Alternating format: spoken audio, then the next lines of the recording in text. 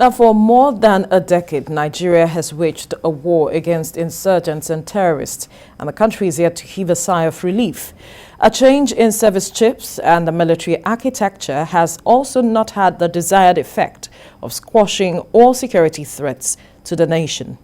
Many have blamed this on various reasons, from lack of financing for the military, poor equipment, corruption, to the continuous support that those behind Nigeria's terrorism wars get, especially funding. The United Arab Emirates has just named 6 Nigerians among financiers of terrorism. The UAE Cabinet on Monday issued resolution number 83 of 2021, designating a total of 38 individuals and 15 entities on its approved list of persons and organizations supporting Boko Haram and other terrorist causes. 6 persons were said to have been tried and sentenced in the UAE. Joining me for this discussion is public affairs analyst Razak Olukoba. Good morning. Thank you for joining us. Good morning. And good morning, viewers at home. Right.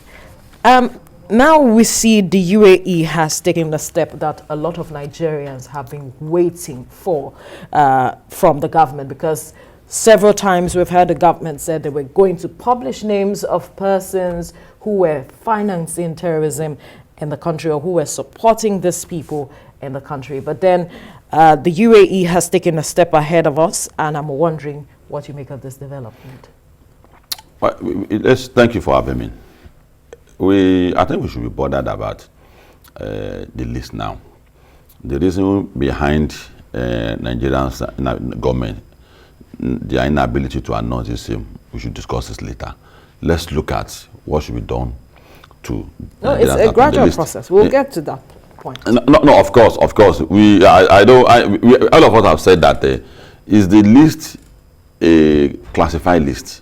And it gets to a point in a nation that classified list must be declassified. Right. Not for any reason, but for consequence, purpose of consequence and precedence. Because once you are unable to do that, it's going to encourage other people to do it. For people who consistently make provision for funds for Boko Haram, they know the profit they are making from it. We don't know. And for people who are also willing to join that profit-making venture, because there's no consequence, they may have the courage to also join their league in doing that, in running that business with them. But if there are consequences, if the lists are published, a lot of people are denying that. No, it's not my name. If it had been done by Nigerian government a long time ago, you won't see other people joining them. You won't see people making provision for their jet to be hired by insurgents. You won't see that. So I join other Nigerians who are bothered that Nigerian government has not brought out that list. It should be declassified. I join them that there's no country that will wait this long. Now, for whatever reason, maybe as a result of not having enough evidence. Now that UAE has done that for us, because the intelligence service of other nations might have information about your nation that you may not have. And the reasons are clear. Because when they go to other nations, the precaution they will take, they may not take it in that, because you are not a threat in United Nations, in UAE. So they may be careless with the way they conduct their activities and things like that. And we are brothers keeper when it comes to issues of nations to nation. So when they have that intelligence, they may have passed it to Nigeria. And because they have also noticed that the Nigerian government may not want to bring out the list, they have decided to do so, not only to help Nigerians, but to also assist. It's a global war. To also, because there's no, it's only Nigerians that are in that list. Absolutely. There are Afghanistans, there are Iranians, there are so many nationals. So they do it on behalf of other countries, the world, the entire world, and that's a welcome arrangement. And I don't want the Nigerian government to also exhibit their reluctance in publishing the list, not going after them. They should be go after. You know, we have been saying, Veronica, we have discussed severally that what is the supply line of the terrorists? Yes. In funding, and we have identified it that a lot of Nigerians are in support of them, and also financials all over the world. Then the arms, how do they get the arms? Yes. How they get? So the supply line should be cut. And lastly, the recruitment. Why are they getting recruitment? You create them Boko Haram today, you see under recruit tomorrow. What's responsible for that? And we have identified that there are army of unemployed youth in Nigeria. And that is why it is easy for them to keep recruiting and recruiting and recruiting. Now, Now that we have gotten names, some names, that's because that's what some persons call it, some names, 6 of them. What would you expect the government to do at this time? Because it's obviously a collaborative effort, which if we need support to addressing it, which we have gotten now, we need to take a step further to addressing or moving from where the UAE has stopped. What do you expect government to do with these names moving forward? Well, we don't have to leave it only to the government. Just like the rest of the world knows the danger. They have the apparatus. No, what I'm saying is I'm agreeing with you. Okay. And we should also go further by saying that it's not only the government. Do you know the reason why the rest of the world are bothered about Nigeria? It's not the love they have for us. We are 7th most populated country in the world. The humanitarian crisis that may arise from Nigeria is different from what will arise in Benin Republic. It's different from what will be Ghana's situation. Nigerian situation is going to be a chaos to the entire world. Do the leaders understand that, and are they handling it as such? They may have limitations, and that's what we are coming to now. All right. Now, and the limitation they may have is that there might be hindrances. And that is why, Veronica, don't keep quiet. The media should not keep quiet. The civil society, we have to embolden the government to do the needful. If well, there's we have a fear seen a lurking shrinking somewhere, space in the civil society with regards to that aspect. Speaking up. on terrorism, it's not shrinking. It's expanding every day. You might say on some other issues, on corruption, it's shrinking. The question of insecurity in the country is a phenomenon. It affects. It doesn't have a tribal mark. It doesn't recognize your name, whether you are Nkechi or you are Bukola or anything. It does not have a tribal mark. When they strike, and it affects every ethnic group in the country. It affects all races, affects all countries in the world. So I don't think it's shrinking.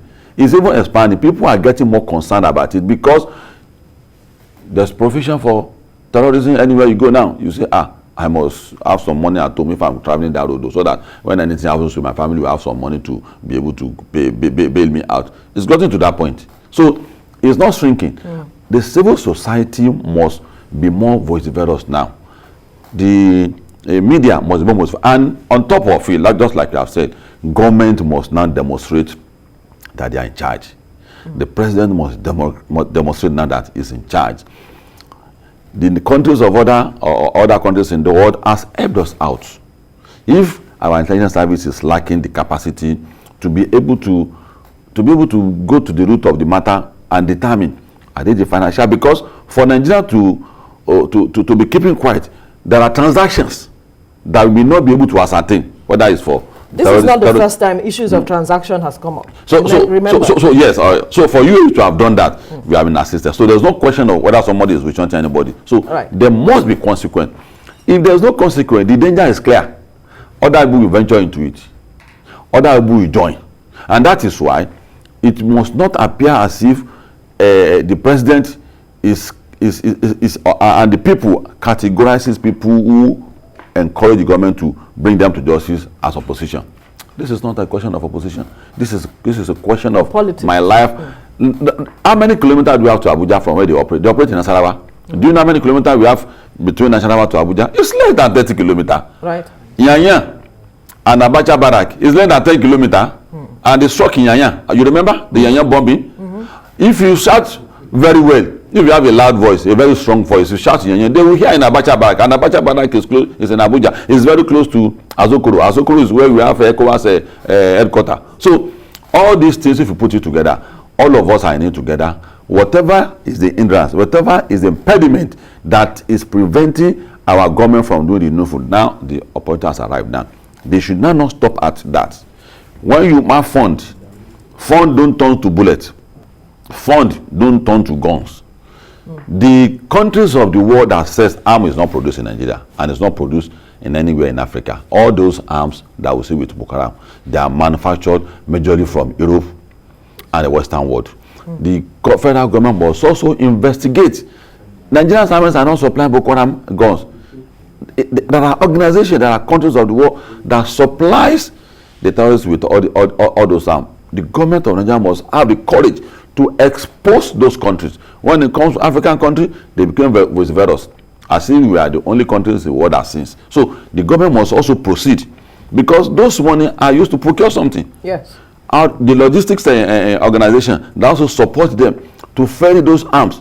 So it's a layer by layer. Then lastly, the recruitment also.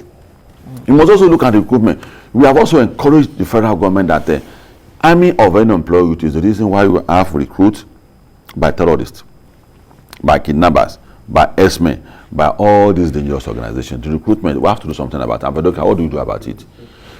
The campaign, the ideology, the enticing words that they use, the government is doing a bit of intervention on that. You must start talking to religious leaders.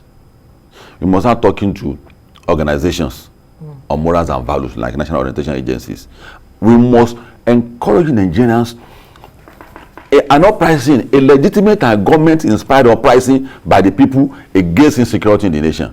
For instance, if you have a community of 100,000 people and 10 armed men come, the government must start giving orientation to every community, the courage for them to combat the armed men who are around to perpetuate these crimes. They must be able to define measures on how to ensure that there are communities that are no-go areas. If we don't do that, what it will tells is that the fear that has been created in the mind of many Nigerians also crept into our security agencies too. Because it gets to a point where army gets killed today, police gets killed tomorrow, other agencies gets tomorrow. It demoralizes them. So, and the way out of it is for the government. Buhari came out in 3, 4, 5 months ago. I don't know why the president stopped that. It's a good thing. It started going from one region to the other. That's inspiring. Let's say our president talked to us physically. He came to Lagos to launch the Sanwo-Olu's security vehicle. He was in the east. He didn't have to stop because what is going on in Nigeria is a low-scale war. It has not been declared as a full war, but there's a low-scale war when you have every region combating this kind of crisis and your army, your national army are getting killed on daily basis. It's a low-scale war. It's not that these are people that are trained to fight war. They are not trained to be killed by civilians. Right. So if you have this kind of situation, you are already in a semi-war situation, a prelude to war situation, and the best thing to do is for the president to start mobilizing, using all the government and national orientation agencies, appeal to the media to start giving proper orientation to people on how to organize a massive uprising against insecurity. Right. So back to the issue on the ground, because earlier you mentioned something about the capacity to fully, nap this issue of financing in the board, nip it in the board, that it is possible that we do not have the capacity. And I'm wondering what exactly is needed that we do not have in terms of capacity now to address this, because it has been said that if we can tackle this aspect of financing, that will scale down the war, as you have mentioned. Yeah. Dollar is a currency of intervention. There's no way in the world that you hear dollar in your transaction that as a businessman you will not be willing to do business with. And most of this support are rendered in dollar base. And that is why the CBN, the local banks do not have, it's not a facility thing, it's a currency thing. All right. It's a currency thing. That's why I'm talking about the capacity. Now that we have been helped out, we have to take it off from there.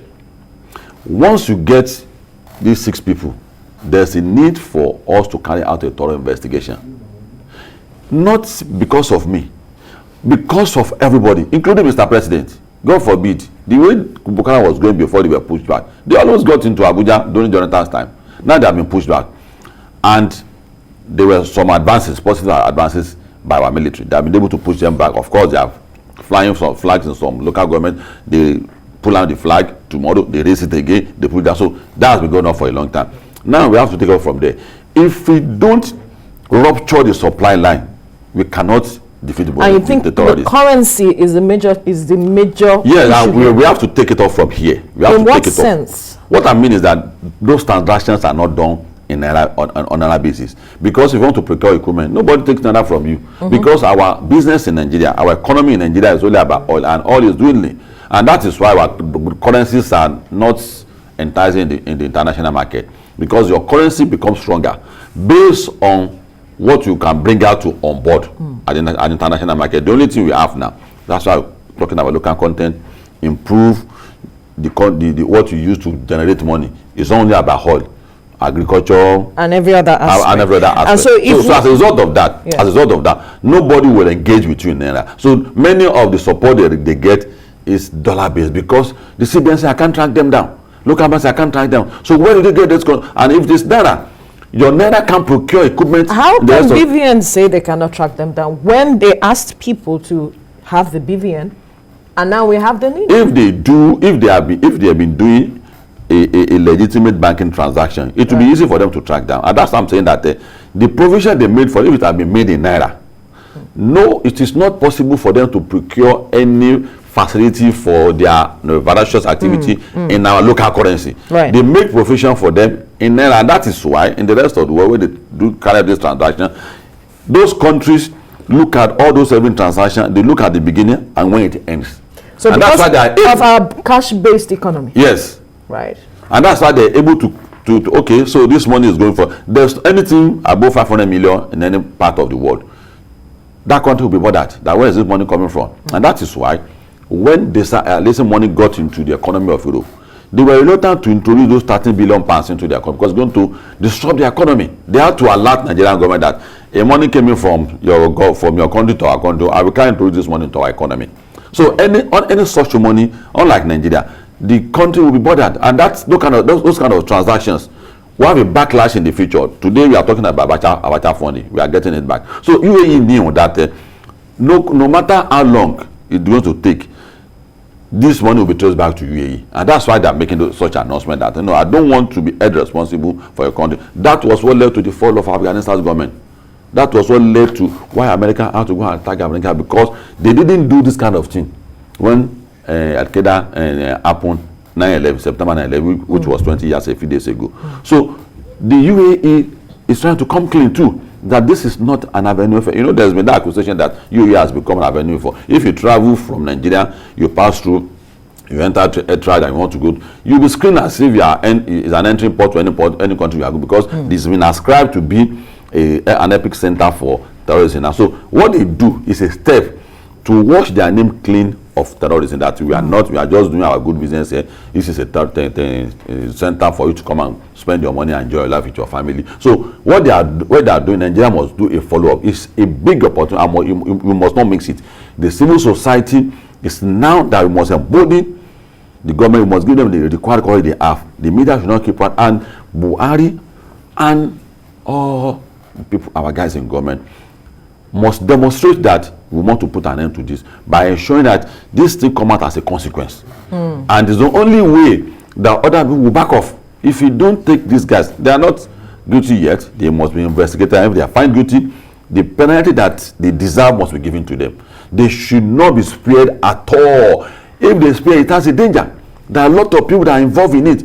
If they don't make that punishment to them, it's going to continue. There were moments when they said that they were aeroplanes hired to Boko Haram. If enough evidence is gathered against such individual and such aircraft has been impounded by now, other people move away from it, because you wonder the kind of guns that they use, where are they getting from? They get from Fedonica. You support. So that supply line, that's been our concern, that supply line must be cut off.